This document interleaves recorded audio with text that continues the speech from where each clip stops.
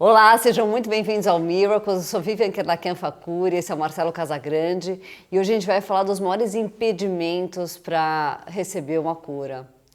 Bom, eu acho que o maior impedimento de todos para você não receber uma cura é você não ter aceitado Jesus como o seu Senhor, né? Como seu Senhor e Salvador. Isso é muito importante porque vai fazer toda a diferença, né? A partir do momento que você aceita Jesus, então você começou aí o seu caminho para a salvação, né? E quando Jesus morreu na cruz, ele morreu para libertar a gente, né? Para a gente poder ser salvo e para libertar também das doenças e tudo. Ele queria que a gente fosse curado mesmo, ele quer que você seja curado. Isso é uma coisa que você pode ter certeza.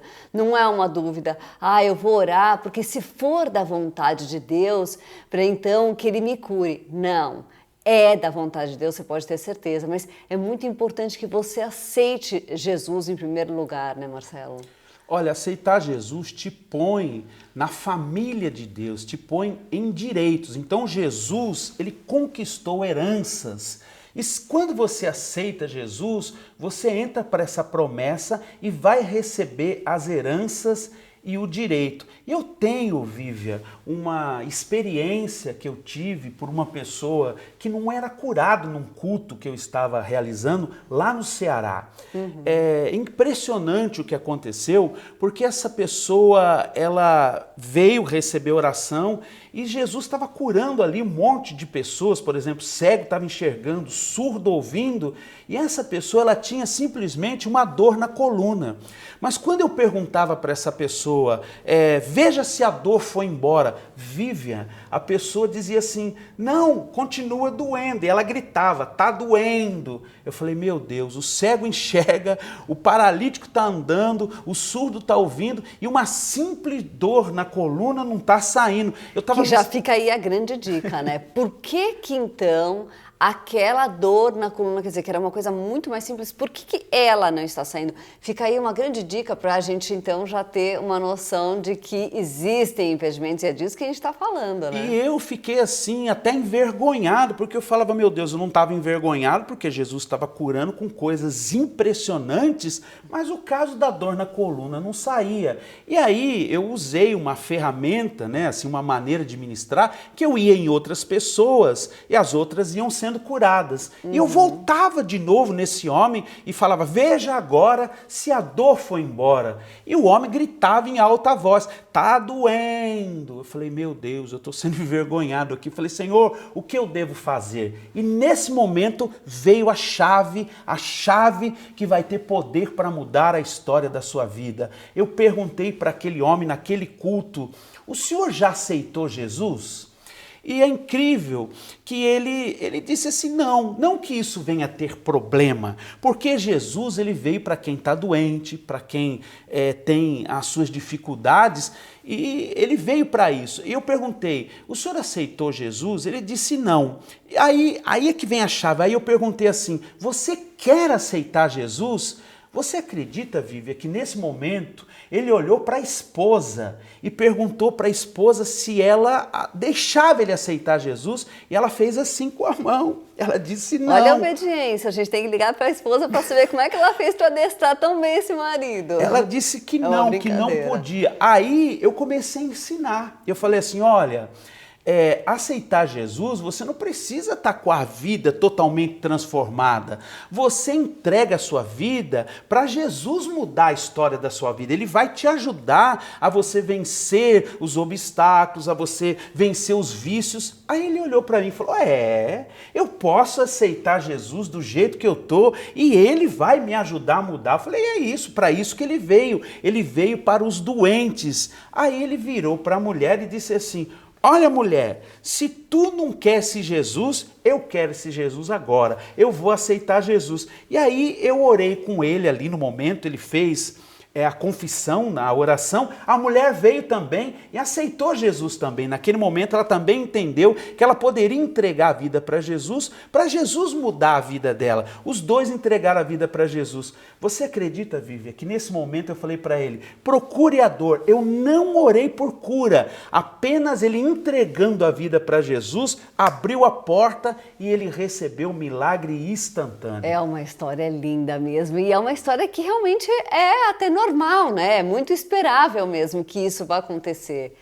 É muito importante que você entenda também que, apesar de ser um facilitador, né, no recebimento de uma cura, de um milagre, né, o aceitar Jesus, não é esse o objetivo final. O objetivo final é que a pessoa transforme a vida dela. É lógico, Deus quer que ela seja curada, Deus não quer que ela tenha dor, mas o objetivo final é que ela seja curada, é que ela seja transformada, não só curada. E uma coisa também que eu achei muito legal dessa história, Marcelo, foi essa sensibilidade de você ter percebido que eles não estavam querendo aceitar Jesus porque eles pensaram que eles precisavam estar prontos, né? E não, você não precisa estar pronto, e é muito importante que você faça o que o Marcelo fez, e na hora de pedir para alguém, então, de perguntar se alguém quer aceitar Jesus, que você ensine essa pessoa de que ela não precisa estar pronta. Você precisa dizer isso, porque muitas vezes a pessoa pensa exatamente o que esse homem pensava. Eu preciso estar prontíssimo para então aceitar Jesus, e não é assim. Esse é o primeiro passo da sua caminhada, né, da sua salvação, né, do começo da sua caminhada. Então é muito importante que a gente fale sobre isso também. O próximo impedimento também que a gente precisa falar, né, da cura é a falta de perdão. É muito importante que você perdoe, porque não foi à toa que Deus pediu para que a gente perdoasse todo mundo, né? Que Jesus pediu para que a gente orasse perdoando as pessoas que fizeram coisas ruins. Todos os dias a gente deve perdoar pessoas que fizeram coisas ruins para a gente, justamente porque muitas vezes ficam esses ressentimentos, e esses ressentimentos te fazem adoecer. E daí você ficou com uma doença lá atrás, você está com uma dor lá que vem lá de trás e você não sabe de onde vem, e muitas vezes ela vem de uma falta de perdão, ela vem de um ressentimento, de uma briga que você teve, alguma coisa desagradável que aconteceu com uma determinada pessoa e você ficou com uma raiva. E eu vou te falar, muitas vezes essa raiva não é muito grande, é uma raiva, uma raivinha, alguma coisinha que ficou, mas aquilo lá desencadeou uma doença. Vamos falar sobre isso, né, Marcelo? Isso pode ser um grande impedimento, Vivi, né? Muito. E eu tenho, assim, tantas experiências, talvez a gente pudesse passar aqui muito tempo falando sobre as experiências aonde as pessoas, ao praticar o perdão, receberam então a porta aberta para receber um milagre. Eu tenho o exemplo de um homem que ele fazia hemodiálise, os rins paralisaram e ele tinha que fazer hemodiálise todos os dias praticamente, porque tinha que filtrar o sangue. E esse homem então entregou a vida para Jesus, começou a buscar a presença de Deus e ele começou a adoecer, estava ficando mais de cama, sofria muito com isso. E de repente ele teve um sonho. Ele viu que no sonho ele perdoava o sogro, porque eles tinham tido um grande problema de discussão, e isso impediu o sogro agora de ir na casa dele, de ver os netos. Então tinha como que se diz? Um mal familiar, né? um impedimento, um mal familiar, que impedia até o relacionamento da filha com o pai, dos netos com o pai, porque é toda uma situação demoníaca também, isso, né? Eles não se entendiam. Então, quer dizer, aquele problema foi tão grave que o sogro não ia mais no lar daquela família.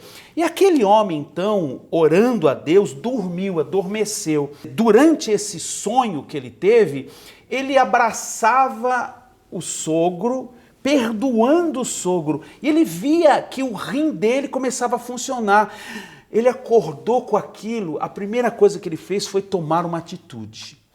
Ele ligou para o sogro, ele fez uma ligação e ali ele começou a pedir perdão para o sogro, disse assim: poxa, a nossa desavença é tão pequena, perante a perca dos netos da minha esposa, que é sua filha. E começou aí uma primeira cura também, né? É importante a gente observar que aí foi uma primeira cura. A cura já, interior, né? que é importantíssimo. Então a atitude dele de ligar, quando ele ligou, o sogro do outro lado, ele ficou assim, começou a chorar, Vivian, ficou emocionado, disse assim, era o meu sonho. O que eu queria era reatar a amizade, a comunhão da família, poder ir no lar, era isso que eu queria. Agora você me ligando, tá abrindo a possibilidade. Eu vou aí, ele disse, eu sonhei que você vinha aqui, eu te dava um abraço. E ele disse, eu vou para aí. No mesmo instante, eles moravam não tão longe, mas não se viam.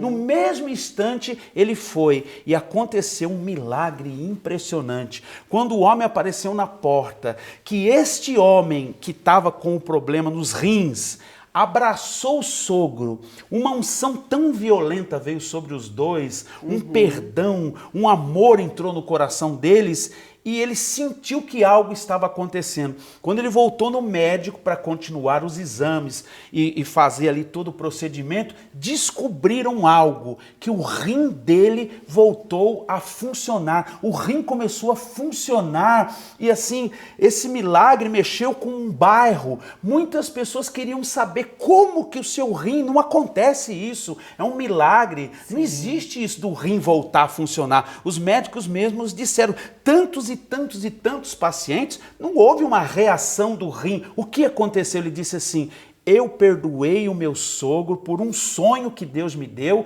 e quando eu agi assim, o meu rim começou a funcionar. O milagre aconteceu pelo perdão e hoje é uma família feliz que reatou através do perdão. E são duas curas, né? A cura do rim dele e a cura familiar também, né? Imagina que coisa mais terrível é um sogro não podendo mais ver os netos, o genro, a filha, né? Que coisa mais triste que é isso. Então, foram duas curas, né? Isso é muito bonito. Bom, o próximo item também, né, para você não receber um impedimento, para você não receber a cura, é a falta de fé. Esse parece assim o mais óbvio e realmente ele é muito importante. A fé é muito importante para você receber uma cura. Ela pode ser uma fé que vem de você, pode ser uma fé que vem de repente, um parente, um amigo, pode ser de quem está orando, mas é importante, pode ser de Deus também, mas é importantíssimo que a pessoa, que alguém tenha fé para que essa cura aconteça. Então, eu acho que é importante a gente falar disso também, né, Marcelo? Que a fé, ela é importantíssima para que a cura aconteça, para que os milagres aconteçam. Inclusive, Jesus falou isso várias vezes. Ah, tua fé te curou, tua fé te curou, tua fé te curou. Porque, realmente, a fé é imprescindível, né, para que uma pessoa seja curada. Isso é uma chave. A fé, ela move a mão de Deus, ela faz com que aquilo que era impossível se torne possível pela fé. A Bíblia fala muito sobre a fé e é um versículo bíblico que diz assim, tudo que pedirdes em oração, crendo, recebereis. Olha, tudo que pedirdes em oração, crendo, recebereis. E uma coisa também importante é que assim, já que você creu, você pediu, já que você crê que você vai receber o que você pediu, você então começa a agradecer a Deus. É importante que você agradeça, porque quando alguém fala, eu vou te dar uma determinada coisa, por mais que, vou estar mandando lá na sua casa uma determinada coisa, você ainda não chegou em casa e não sabe que aquilo lá, quer dizer, você sabe que está lá porque você acreditou que a pessoa que falou que ia te mandar na tua casa, que ela realmente ia mandar. Então, se você acreditou, na hora que ela te falou, a primeira coisa que você faz é, muito obrigada, que legal que você me deu isso. E é isso que você deve fazer com Deus também. Se você pediu e você creu, agradeça, já começa agradecendo, já louvando a Deus, né? A Bíblia diz assim, sede fiel no pouco e eu te ponho no muito. Tem pessoas que têm problemas gravíssimos e que alcança já ali 80%, quer dizer, começa a ter uma vida normal e não agradece. Sim. Então, o agradecer até mantém, né, você numa posição na presença de Deus. É muito importante e é importante que você creia crer, a fé, o firme fundamento da fé, é acreditar em algo que ainda não aconteceu, mas o seu espírito já começa a projetar, acreditando que vai acontecer. Eu uso muito um exemplo que eu gosto de dar, sobre quando uma mulher, Vivian, vai no médico e ela não tem nada ainda, não mostra nada, tá normal. Mas então o médico diz assim, tá grávida, né? Não tem barriga ainda, quer dizer, ainda é um embriãozinho ali pequenininho. Mas o que acontece? A mente dela já começa a olhar para casa e ver uma criança correndo. Sim, ela vai fazer o enxoval. Né? Começa a pensar em bercinho, sapatinho, começa a pensar, quer dizer, a vida dela passa a crer em algo que ainda não gerou, ainda não, né, não deu à luz, não gerou, mas ela já vê acontecendo, ela já vê a criança correndo, já vê o sapatinho no pé. O que quer dizer isso? Que você pode, então, desenvolver esse tipo de fé, quer dizer, trazer à existência o que não existe através da fé, provocar um milagre através da fé. Isso é muito importante, porque Deus quer, né? Isso alegra a Deus, né? Ele fica feliz que a gente tenha essa fé, né? Você precisa ter essa fé. Então, não pense que Deus vai fazer primeiro para você para que você tenha fé. Não, você primeiro deve ter fé para esperar as coisas de Deus. Eu acho que é muito importante isso, porque tem muita gente que quer, então, fica esperando numa posição meio de mimadinho, ó, faz para mim que daí depois eu vou ver se eu acredito em você, né, como Tomé, né? Mas não, você é que deve ter essa atitude de ter fé e de crer que Deus é poderoso e que Ele faz mesmo, né? Fé sem obras é morta. Então a tua atitude moverá a mão de Deus. Você agindo como você está participando aqui já é uma maneira. Sim, né? com certeza. A pessoa já está dando um passo.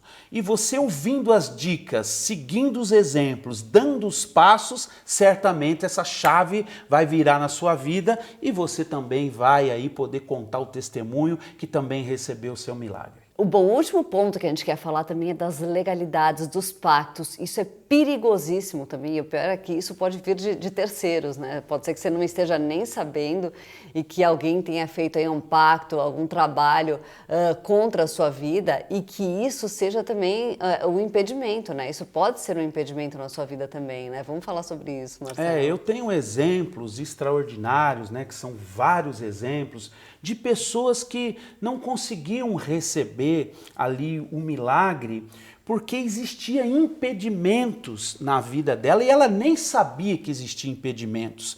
E um dos casos que eu gosto muito de ensinar sobre isso é de uma moça, uma senhora, né, uma mulher, que ela começou a ir nos cultos presenciais e era incrível, Vivi, que pessoas do lado dela era curada do mesmo problema que ela tinha e ela não.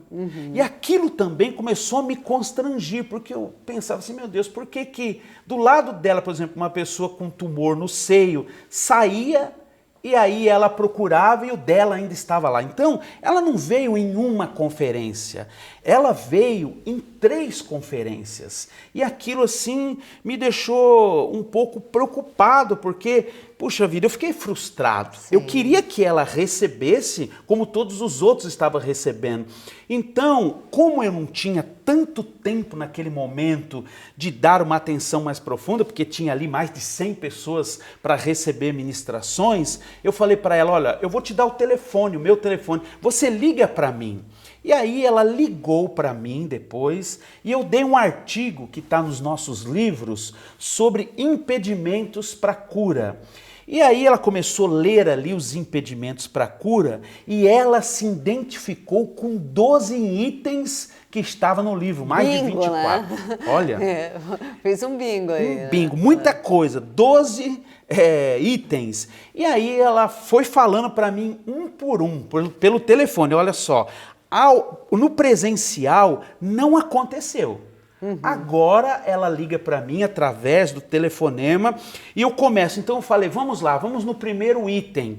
O que aconteceu? E ela disse assim, olha, o meu pai me levou em centros de macumba, de umbanda, eu chorava, não queria ir, e ali eles deram passe, né? Fizeram coisas comigo que eu não queria. Olha que perigo, gente. Incrível. Que ela disse, triste, né? Agora o meu pai saiu disso. Ela disse, meu pai não está mais em centro, mas aqueles pactos foram feitos. Então eu falei, vamos quebrar então esses pactos. Então eu peguei cada item, e um deles era esse, e muitos outros que ela se identificou, falta de perdão pelo próprio pai, de fazer com que ela fizesse coisas que ela não queria fazer, e assim por diante. Então eu fui orando um caso por caso, quebrando maldição de caso por caso. Quando chegou no 12, aconteceu uma surpresa.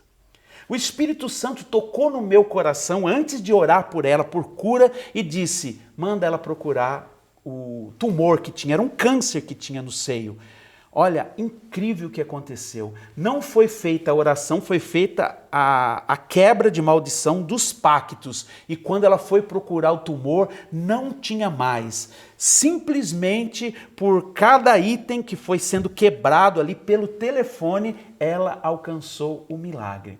Então, é uma das formas que você tem de alcançar o seu milagre, é você quebrando os pactos, quebrando né? os Orando pactos. por isso, com certeza. Justamente. Bom, hoje a gente vai ficar por aqui então. Até a próxima.